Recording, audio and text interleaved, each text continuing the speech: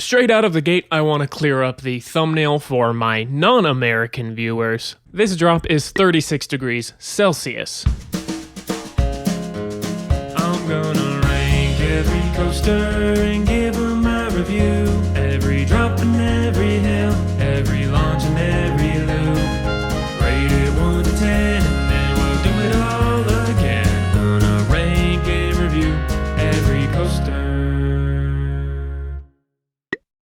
Located at Hersheypark, Fahrenheit is an exciting vertical lift coaster manufactured by Intamin. It provides a fast-paced, inversion-filled ride experience that offers a good variety of elements and forces. But by far its most notable attribute is its 97-degree beyond vertical drop. In May of 2008, this drop held the title of the steepest roller coaster drop in the world, although it would quickly be dethroned just a couple weeks after the coaster opened. Fahrenheit's other stats include a height of 121 feet, a top speed of 58 miles per hour, 6 inversions, nearly 2,700 feet of track, and a ride duration of 37 seconds from the end of the lift to the beginning of the brakes, or just about 1 minute if you want to include that vertical lift. From an off-ride perspective, Fahrenheit is quite eye-catching. It towers over one of Hersheypark's main walkways, providing an unobstructed view of a majority of the ride's layout. And while I certainly don't care for the blue and orange color combination of this coaster, I do think Fahrenheit looks great overall. When it comes to waiting for this coaster, the line is pretty slow moving. This is partially due to it just being a popular attraction, but there is more to it than that. According to Intamin, Fahrenheit has a maximum capacity of 800 riders per hour. Now that isn't terrible, but for a park as popular as Hershey, it isn't great. And it's really low when you compare it to the capacity of other popular rides in the park like Skyrush, Candemonium, and Great Bear,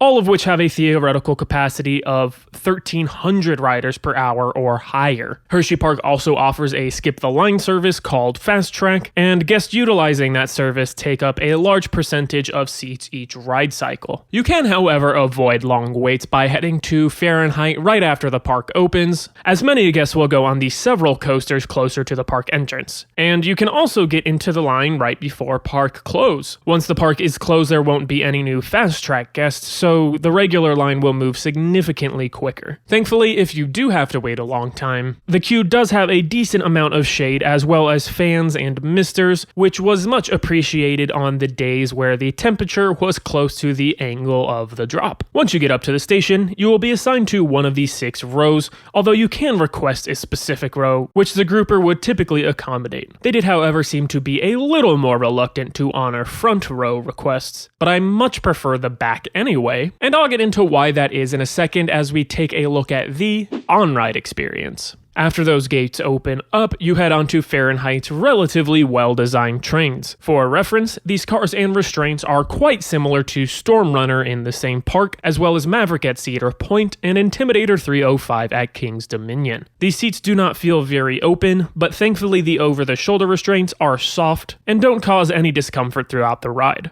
Another thing I like about these trains is the stadium seating, which allows for a decent view and wind in your face no matter where you're sitting. Once the train dispatches, you'll head into a right-hand turn that takes you into the vertical lift. And this lift is a great way to start the ride. On most coasters, the lift hill is just a means to an end, but a vertical lift really feels like an element in and of itself. Not only is it intimidating looking straight up at the sky, but you do sort of feel like you could fall out of the ride, as your butt is barely in contact with the seat. I will say you get this feeling of sort of sliding out of the ride vehicle more on other rides with vertical lifts, such as Hang Time at Knott's Berry Farm and Impulse at Knoebels, because those 2 coasters have only a lap bar. But it is still super fun on Fahrenheit. After reaching the top of that lift, you are hoisted over the 97-degree beyond vertical drop. And this drop is definitely one of my favorites out there. If you've never experienced a beyond vertical drop before, it's a pretty awesome feeling being tossed out of your seat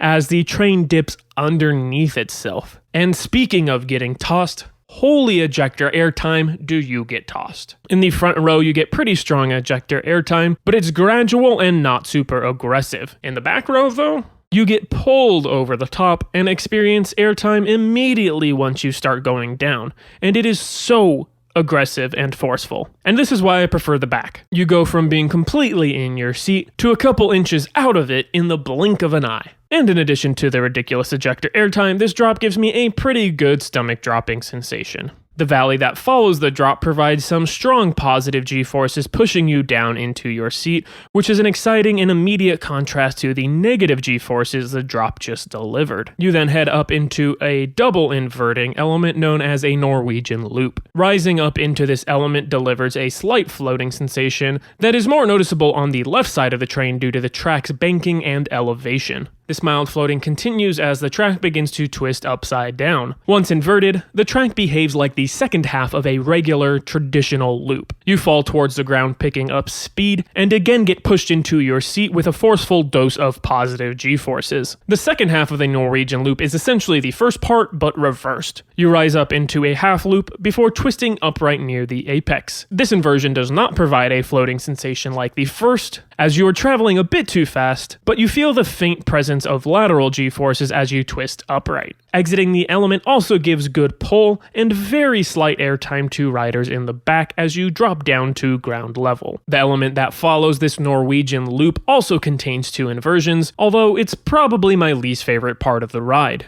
This is the ride's Cobra roll. Cobra rolls are already a very common element, so I think I'm just a little numb to them at this point, but this one in particular really doesn't do much. The entrance and exit of the element aren't tight enough to provide a significant amount of positive G-forces, and you're traveling a little too fast through the inversion to experience any hang time, all while traveling too slowly for the changes in direction to whip you around at all. So I don't think this element is bad. It's just a little boring, especially when the rest of the ride is so good. You then get back to the good stuff with a couple of back-to-back corkscrews. Now, I wasn't expecting much out of these, because the two corkscrews on Maverick, which look so similar, are really the only duds on that ride, but the corkscrews on Fahrenheit do a pretty good job of whipping you around. You start turning into the inversion pretty gradually, but then at the apex you suddenly start twisting more abruptly. Now these corkscrews aren't quite on the level of whippiness that you will find on B&M inverted coasters corkscrews, but they are still fun in their own right. Both corkscrews ride exactly the same, but the first one has the added excitement of narrowly missing a couple of the ride's supports. And speaking of near misses, the turn that follows features some great ones, with a support and catwalk coming very close to your head. The highlight of this turn, however, is how compact and forceful it is. It's low to the ground, so you maintain your speed well through it, and it's super tight, so you feel a lot of positive G-forces. And that's something in general that I just really like about this ride, is that it's really intense, which I was not expecting. Like, I even grayed out a tiny bit, meaning my vision went a little dark and blurry. I was very pleasantly surprised by all the forceful moments on Fahrenheit. That turn spits you out into a small, but absolutely insane hill, delivering some very intense ejector airtime. This hill sends you flying nearly as aggressively as the first drop does, and it's another moment on the ride that contrasts the positive and negative G-forces nicely. That's followed by more positive G-forces in another low to the ground turn, though this turn isn't quite as compact, forceful, or fast as the previous. It's just a solid ending to a very solid ride. Oh, and then I guess there is this tiny little hill going up into the brakes, but you feel almost nothing on it.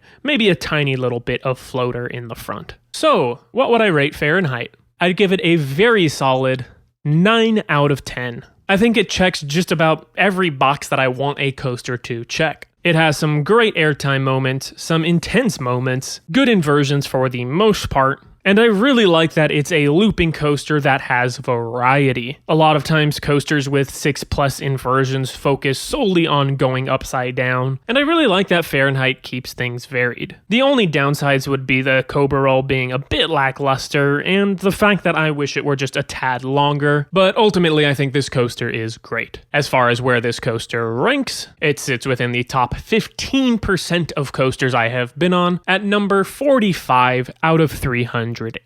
But enough of me talking. I'd love to know what you guys think of Fahrenheit in the comments down below. Thank you guys so much for watching. Make sure to give the video a thumbs up if you enjoyed it. Subscribe and turn on notifications for more content like this. And make sure to tune in next time where I'll be talking about